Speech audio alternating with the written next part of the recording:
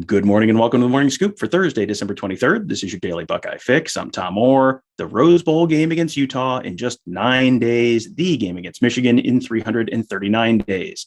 With that Rose Bowl game now just a little over a week away, the countdown is really on within the Ohio State program.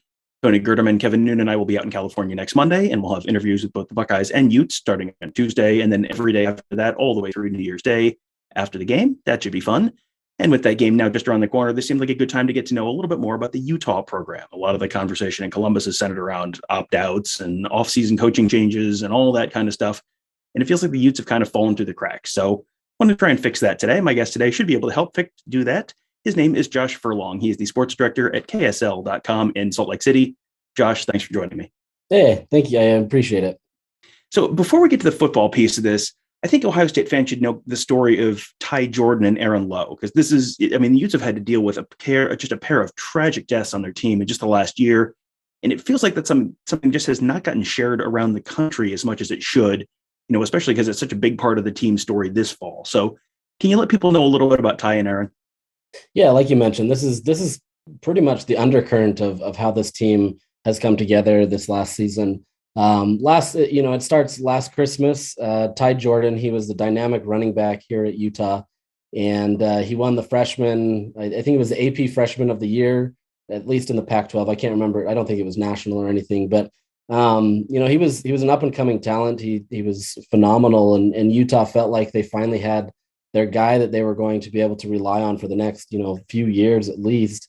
And tragically, he accidentally shot himself, but nobody really knows why he had a gun. It wasn't a suicide attempt or anything that way, but he tragically accidentally shot himself on Christmas night.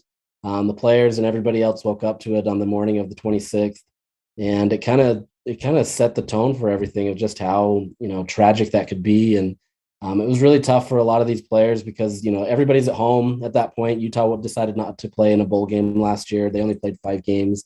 And so everybody was in a distant location. Nobody was really together, and it hurt the team a ton. It hurt Kyle Whittingham, the head coach. And it took a while for that team to really grieve that process and just kind of come to terms with the fact that, one of their brothers was gone. Skip forward to the 2021 season.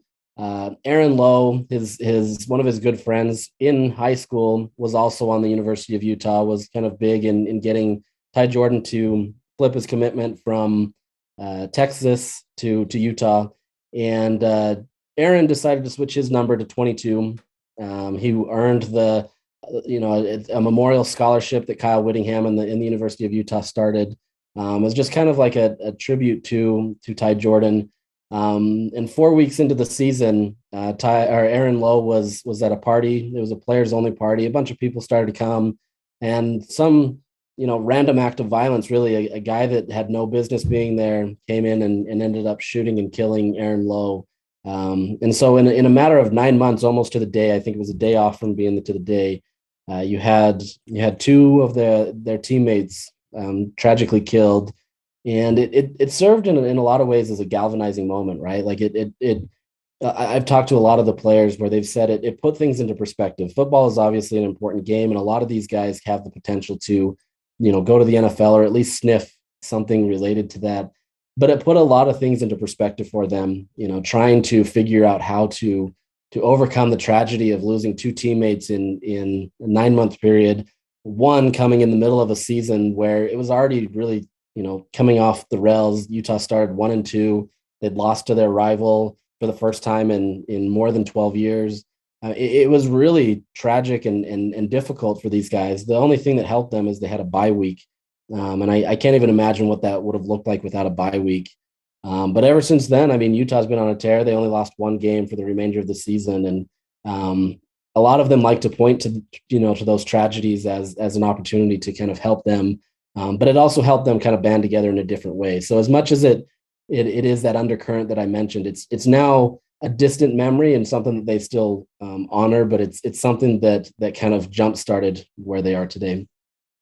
Yeah, it's Ohio State fans, I'm sure, right now are thinking of Costa Kara George, who was the walk-on who died in the title run of 2014, right before the Big Ten championship game.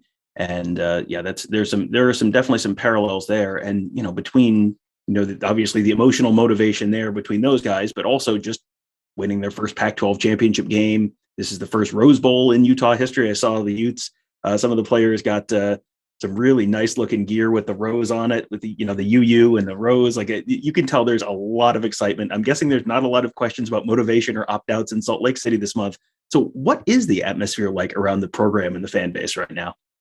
Like you mentioned, I mean, it's at an all-time high. I mean, this is technically Utah's third New Year's Six Bowl, but the first two that they came to were as part of the BCS in 2004 and 2008. And so this is kind of like one of those situations where Utah feels like they need to be in this realm now. They feel like they've been to the Pac-12 championship 3 out of the last 4 years, and they feel like this is kind of where they need to be. And for this to happen in a season where it's been so much tragedy. I mean, it was just kind of like the epitome of everything, right? And locally, a lot of people are kind of paying attention to it as January 1st, 2022, 22 being the big key number for a lot of these people. This is an opportunity for them to kind of go out on a high note on the first day of 22. And so it's kind of a cool little coincidence that this happens. And so just alone with that, mixed with the all-time high of everybody wanting to be at the Rose Bowl. Utah's played at the Rose Bowl before and playing against UCLA. So it's not like they've never been to this venue. But obviously, it takes on a new meaning when you're playing Ohio State and you're playing in the most coveted bowl outside of the playoffs, And so I think there's a ton of fans. Utah's athletic director came on the radio a couple of weeks ago and said they're expecting 60,000 fans to show up. I mean, that's a lot of fans. Utah's going to travel well. Obviously, Ohio State would much rather be in the playoff, and so I'm curious to see how that goes. But I don't think you're going to get a team that's at more than an all-time high than they are right now. Yeah, I can tell you there is a difference between the Rose Bowl for a UCLA game and the Rose Bowl for the Rose Bowl. And I am not at all surprised that Utah fans are going to travel real well. It is not often that Ohio State is outnumbered at a bowl game, Ohio State fans, but it might happen this year. Just in case you're wondering, he mentioned those two other BCS bowl games. They beat Pittsburgh in the 2005 Fiesta Bowl 35-7, and they beat Alabama 31-17 in the Sugar Bowl. It was a Nick Saban Alabama team, and they got whomped pretty good in the Sugar Bowl by Utah. And then you spend a lot of time hearing about how Alabama didn't really want to be there. That's typically how that works out. The last time the Buckeyes were in the Rose Bowl, Urban Meyer had announced that he was stepping down and turning the program over to Ryan Day. Now, I've seen speculation that Kyle Whittingham, who actually, ironically, was the guy who took over for Urban Meyer at Utah, but this could potentially, at least, he's maybe thinking about retirement as well. Have you gotten any indication that might be true? Yeah, there's been a lot of speculation on that front, and Kyle really likes to keep things close to the vest. He doesn't like to let anything leak out very much. There's not a lot of people that speaks on his behalf in that respect. So a lot of this right now is a lot of guessing, and a lot of that guessing had to do with the tragedy of this last year. I mean, if you watched him, this last year took a complete toll on him. I mean, just COVID alone, that was tough. But I mean, every country had that problem, and that was tough. But then you throw in 2 players where you go around the country and you tell people that you're going to protect their kids, maybe not to that extent, right? But I think you try to tell them, we're going to take care of your kids and bring them in as a family of their own. And Kyle really loved these players. I mean, Kyle shared a birthday with Ty Jordan. I mean, not that matters. Kyle's actually not one to really share his birthday type details, but I mean, like, there was connections there, right? And losing 2 players that you deeply loved, it hurts. And you could see it in his face. You could see it in the interviews. I mean, it was just painful for him to just feel like he had to address all these things. But there has been a renewed sense of optimism that, he is going to stay. I think Kyle's one of those types of people that he's not going to just leave Utah high and dry. Contractually, he had it written into his contract a couple of years ago of a retirement clause that was never there before. But basically, he becomes kind of a consultant to the university. And so with that being said, like, I don't feel like Kyle's going to leave Utah high and dry. I think this is my opinion. I don't know this specifically, but I think he's going to have somebody probably on staff, or at least somebody, close by that's going to kind of fill that role for him when he leaves. And so I truthfully think that he's got at least another year in him, if not more. I think he really loves the recruiting classes that he's signed recently. He loves the direction that the program's been going in. So I think for the most part, I think that it's just speculation at this point, and I think he's probably going to stay. Right. I'm going to guess that most Ohio State fans have seen maybe a couple Utah games at the most, but the ones that they have seen, I know they were all Ohio State fans are watching that Oregon Utah game pretty closely the first time and maybe the second time as well. And we're very happy with that result. And now looking back, might not be quite so happy with that result and having Utah on the schedule. But I mean, I think that, first of all, they absolutely stomped Oregon twice. But I mean, I think what was more concerning, maybe from the Ohio State perspective, was just how much physically they just dominated the Ducks in the trenches both times they played. That kind of physical play seems like that's kind of been like a key or like a point of emphasis for Whittingham and his program for a number of years now. Am I right on that? Yeah, you're 100% right. I mean, Kyle loves to say that he wants to win in the trenches. And a lot of the times it's always been on the defensive side. The defensive front seven has been Kyle's, staple. That's one of those things where nobody ever questions, what's going to happen. New guys are going to jump in, and new guys are going to be able to acclimate to that system really quick. But this year, maybe more than any other year, they've been able to win those battles on the offensive line as well. They've gotten an opportunity where they've gotten a nice cohesive unit that works well. But Utah also operates in 11, 12, and 13 personnel, where you're bringing in at times 3 tight ends. That adds a lot of weight to that room. And it also provides a lot of, dynamic play in the receiving game where defenses are trying to figure out how, one, to crash that line, and then 2, how to all of a sudden stop one of those tight ends when they break away and go for some yards. And so it's been this great battle for Utah to just really own that up. And I think one of the things that Utah fans specifically were worried about was Kayvon Thibodeau. I mean, he didn't play obviously against Ohio State, but he's clearly one of the best, edge rushers in the country. He's probably going to be a top 5 pick if all the projections are right. And Utah nullified him, honestly. Like he had 1 sack, I believe, at the very end of the Pac-12 championship game. But for the most part, I mean, he was non-existent. And I think, for a Utah offensive front seven or front line, that's what they take pride in. They take pride in being able to just really absorb whatever is thrown at them. Now that, clearly it's game by game and Utah had Oregon's number for whatever reason. But I think that's the point of attack where Kyle loves to start. And if he can win those battles, more than not, he feels like he can win a game. So it sounds like the offensive line is probably the one of the keys to the game for Utah. But I mean, what is their offense run through? Is it a lot of Tavion Thomas? Is it a lot of passing? Is it, I mean, talking about 11, 12, and 13 personnel and throwing to the tight ends. And it's like, Ohio State fans are all thinking, hey, Ohio State just played a team like that. It didn't go great just about a month ago. So, I mean, I guess looking at it another way, what does Ohio State have to do in order to slow the Utah offense down? I think for Ohio State to be effective, I think they really have to take away that run game. That's not to say that Utah can't be effective in the passing game, but Utah's bread and butter is the run game. They've got 3 dynamic running backs that can do well.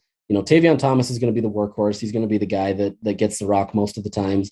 But you have TJ Pledger and you have some other guys in there that are able to just kind of change it up. Mekhi Bernard, if he's there, that work really well. Utah's been really effective at getting runs off the edge, and I know that's something that Ohio State's really struggled with, especially in that Oregon game. I mean, it was kind of interesting to watch how little Ohio State could do with that, and I obviously, like, if you can take that away, Utah becomes much less dynamic.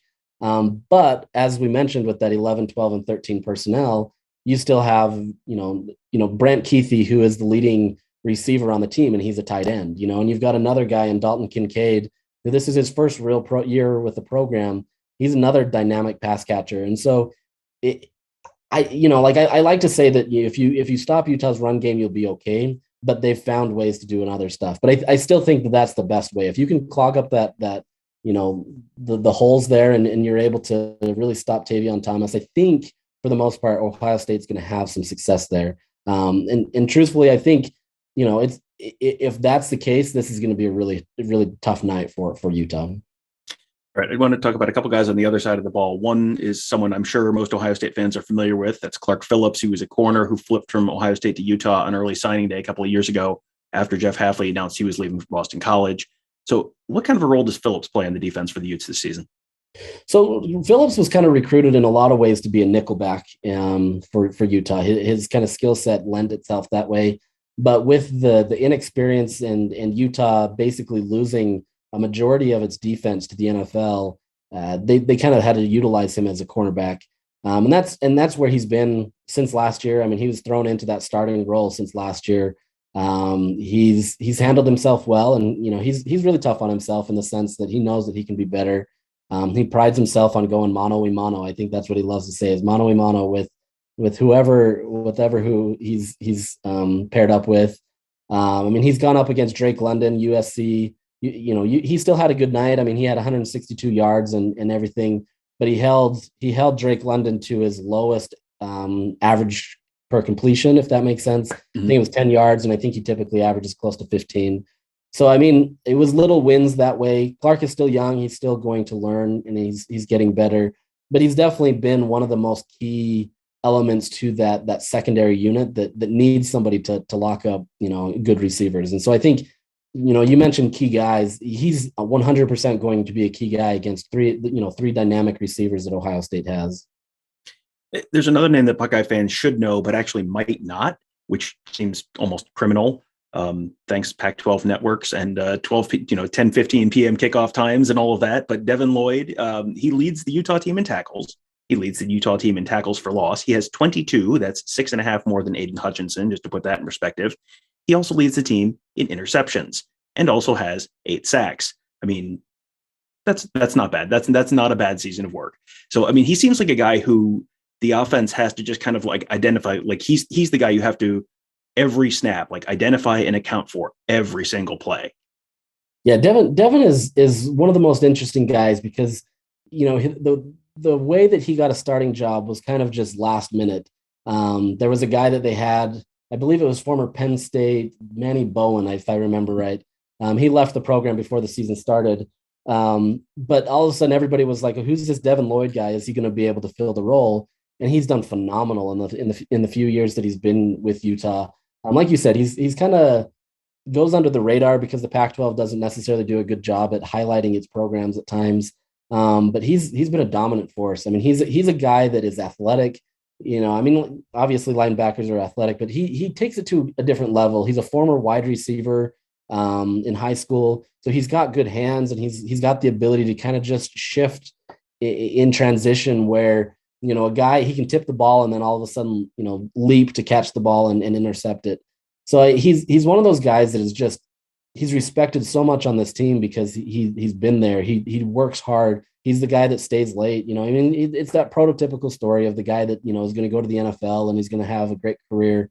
But for somebody like Devin, I mean, he just doesn't give up and he's humble and he's approachable and there's so much that you could tell about Devin. And he just goes in and gets it done. He's not necessarily looking for his own stats, but he's more than effective in what he does. And that's somebody that, if Ohio State's, not paying attention to Devin Lloyd, they're going to find themselves in a worry. CJ Stroud is going to find that out real quick.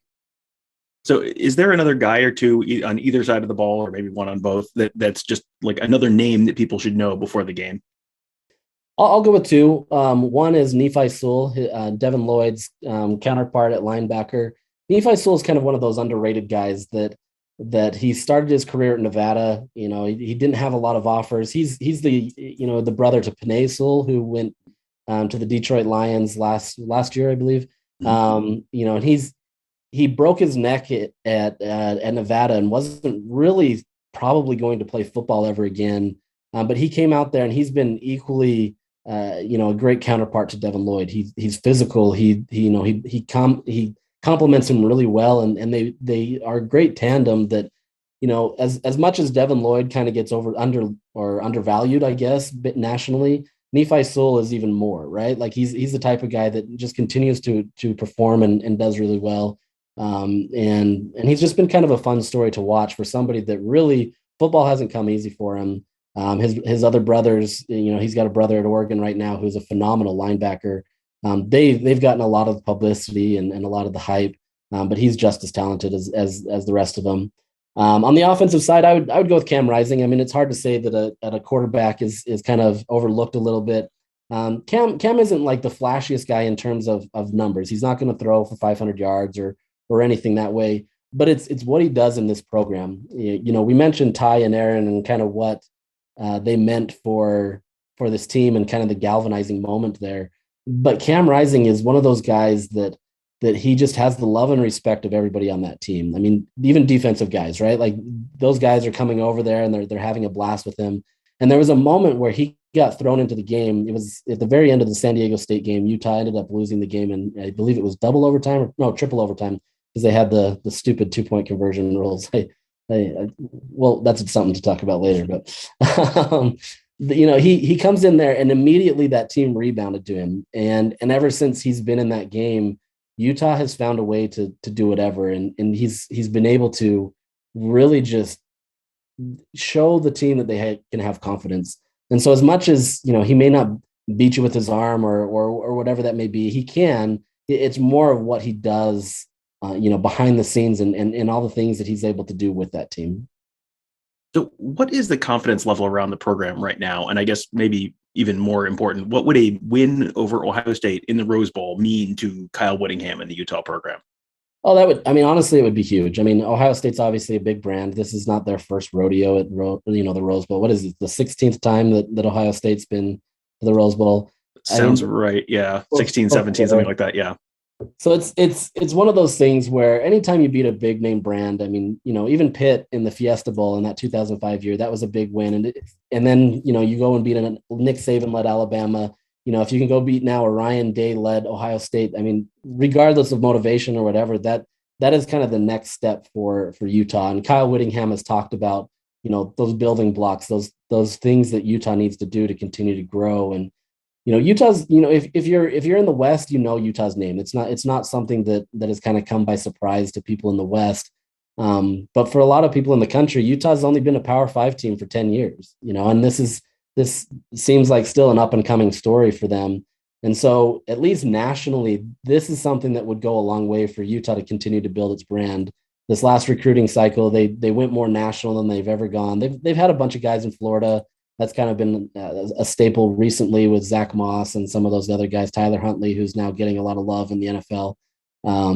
But they're starting to get guys in different states, and they're starting to open doors in different areas. And so, I think if you can win the season like this, win the Rose Bowl, beat Ohio State, that only adds, credibility to it. The fan base, I mean, that would be like, that's their Christmas as much as possible. So I think, a lot of the players, they don't want to overhype this game too much. I mean, they're excited, right? I mean, it's the Rose Bowl, but they're approaching it as just a regular game. I think the fans are far more optimistic about this in sense of, what this could do, but that's not to say that the players aren't, right? I mean, you get a win over Ohio State. That's always a good day.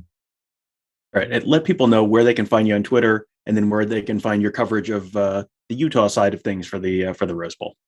Yeah, you can follow me on Twitter at JFurKSL. And so it's JFURKSL. And then I'm the beat writer for the University of Utah, and I write at KSL.com. So it's pretty simple, pretty easy way to get to me, but I'm pretty active on Twitter. So if you have anything that's there, I'm also an AP top 25 voter. So yeah, you can love or hate me, and that's usually where most of the criticism comes. Yeah, that seems like one of the more thankless jobs out there. So thank you for doing your part to get the poll out every week, even if your Twitter mentions are a disaster afterwards. So and also thank you for joining me. Hey, no problem. Thank you. I appreciate it. And thanks again to Josh for joining me. That was a fantastic interview. I thought, what do we need to talk about? What have we not talked about Utah? And it was like, oh, there's a really long list. And Josh did a fantastic job just kind of running through all that stuff. May try and have him on again next week while we're out in California. Try and meet up with him and do another show. And man, there is a lot that's going to be happening next week out in California. Interviews every day with Ohio State players, Utah players. There's a media day where we're going to talk to pretty much anyone we want to on the Two Deep, which is a fantastic opportunity we don't generally get except for this one time a year. So that'll be great stuff. And then, oh yeah, by the way, there's also a Rose Bowl game going on. That should be fun as well. Can't wait to go cover a football game in person again. How about that? Won't that be a fun treat? So you can make sure you check out all of our podcasts, because we're going to have a ton of them this week and next as we're out in California. You can find those on Apple Podcasts, Google Podcasts, SoundCloud, Spreaker, Spotify, you name it. Just search Buckeye Scoop to find all of those. You can also find us on YouTube at youtube.com/Buckeye Scoop. We should be doing a lot of live shows out there. Tony, Kevin, and I, maybe we'll bring in Josh or someone like that to kind of give the opposing team perspective and answer some questions as well on that side. We'll try and get some of that stuff set up while we're out there. We'll probably do some Scoop Beat stuff, all that good stuff. You can find it all on youtube.com/Buckeye Scoop. If you are watching on YouTube, hit that thumbs up button to help support the show. That's a nice, easy thing you can do that gives us a little bit of a boost in the YouTube algorithm, help some other folks find these shows as well. And also hit that bell that will subscribe you to our channel. You get notified every time we post a new video, every time we do a new live show, all that good stuff. It'll just pop up as a notification on your phone so you don't miss a thing. How easy is that? That'll do it for today. Thank you guys all for joining us. Have a great day. We'll talk to you tomorrow.